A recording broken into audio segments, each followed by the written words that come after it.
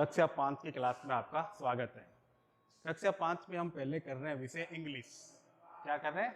English. इसमें मैंने प्रश्न लिखा है write an application to your head master to grant for 3 days.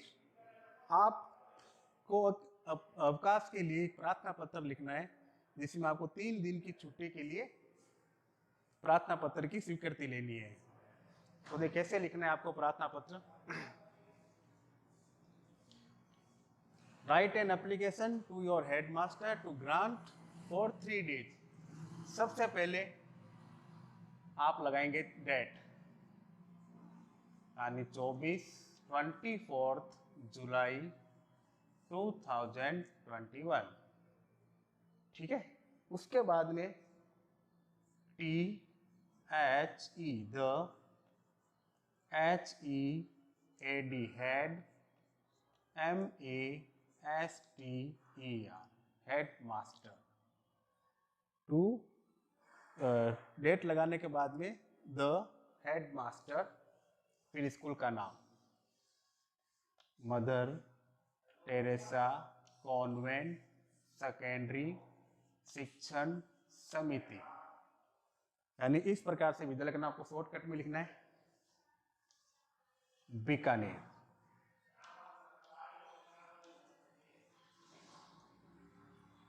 इतना तो आपको प्रत्येक जो भी आप एप्लीकेशन लिखोगे ये चीज तो आपको सब में लिखनी है।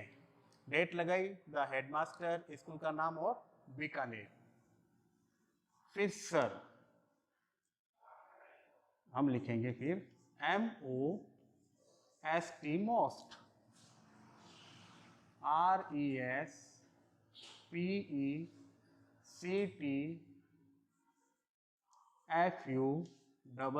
RESPECTFULLY most respectfully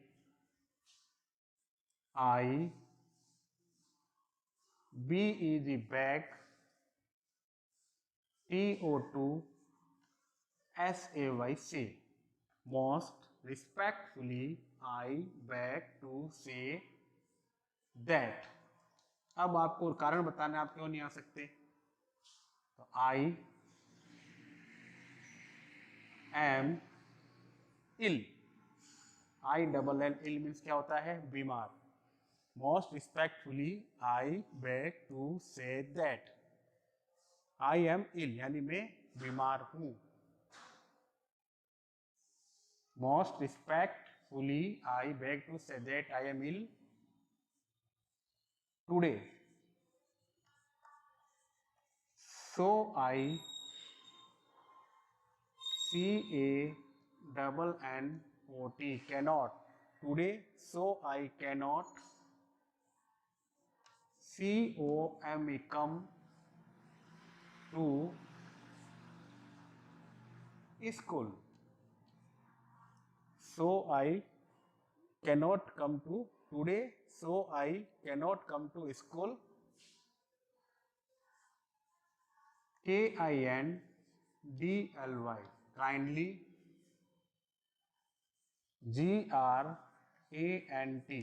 kindly grant me, LEAVE leave for कितने दिन की छुट्टी थी? 3 days. THREE 3 DAYS most respectfully I beg to say that। ये मतलब आपसे नम्र निवेदन है कि, क्या निवेदन है? आई एम इल, मैं बीमार हूं। Today, so I cannot come to school, इसलिए मैं आज स्कूल नहीं आ सकता। Kindly grant me leave for 3 days, मुझे 3 दिन की छुट्टी देने की कृपा करें। THANKYOU thank you. फिर YOU are your, OBEDIENTLY obediently, your obediently. यहाँ हो जाएगा नेम, आपका नाम और class. Most respectfully, I beg to say that I am ill today, so I cannot come to school.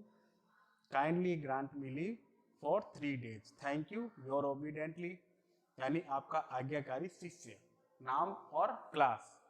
इस एप्लीकेशन कॉपी में उतारिए, याद कीजिए, और कोई इसमें समझ में नहीं आ रहा हो तो हमें कमेंट से बताइए, हम आपको इसको वापस समझाने का अभ्यास करेंगे।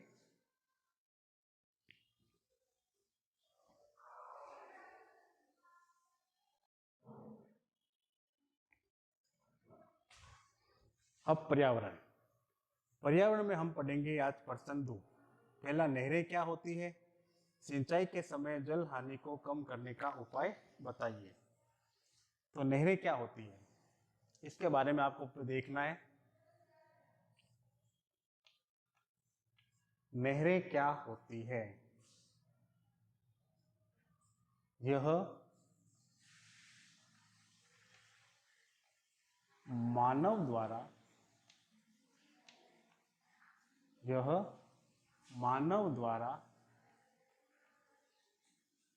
निर्मित तथा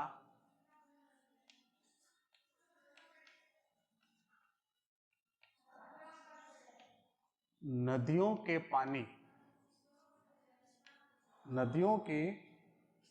पानी को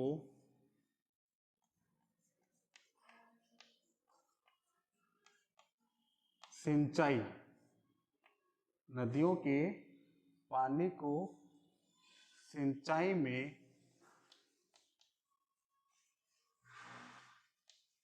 प्रयुक्त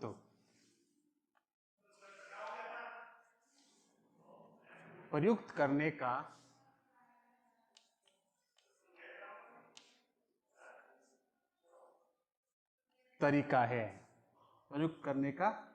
तरीका है। इससे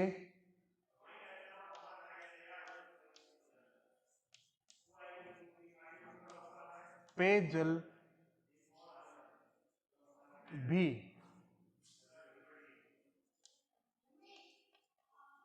उपलब्ध करवाया जाता है। पेयजल भी उपलब्ध करवाया जाता है, जैसे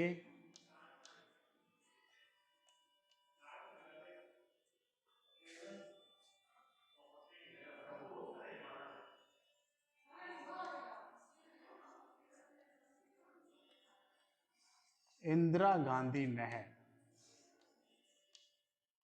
देखिए, नहर क्या होती है? मानव द्वारा निर्मित तथा नदियों के पानी को सिंचाई में प्रयुक्त करने का तरीका है। यानी नदियों के पानी को खेतों तक पहुंचाने के लिए नहरों का निर्माण किया जाता है, और ये मानव द्वारा निर्मित होती है। और इसका पानी पेयजल यानी पीने के लिए भी उपलब्ध करवाया जाता है। जैसे राजस्थान में हमारे इंदिरा गांधी नहर, राजस्थान में रेगिस्तानी इलाका है, पानी की कमी होती है, तो नदी के पानी को इंदिरा गांधी नहर के द्वारा राजस्थान के प्रत्येक हिस्से में पहुंचाने का प्रयास किया जाता है। इसके द्वारा खेतों में सिंचाई होती है और शहरों में पीने के लिए पेयजल उपलब्ध होता है।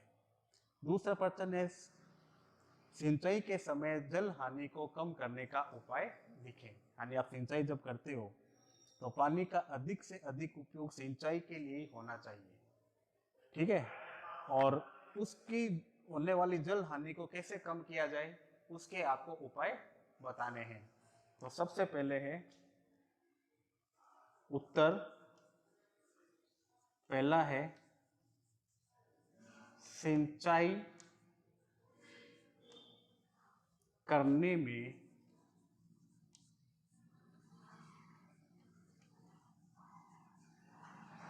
आधुनिक साधनों का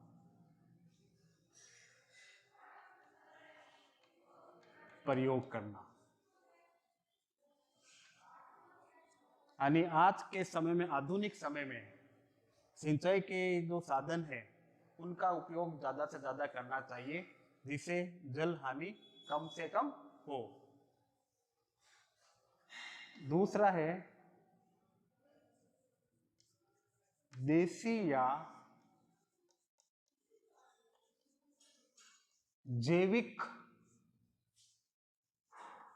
देसी या जैविक खाद का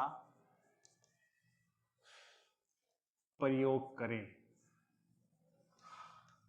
जैविक या देसी खाद का प्रयोग खेतों में अधिक से अधिक करना चाहिए। और तीसरा है पानी की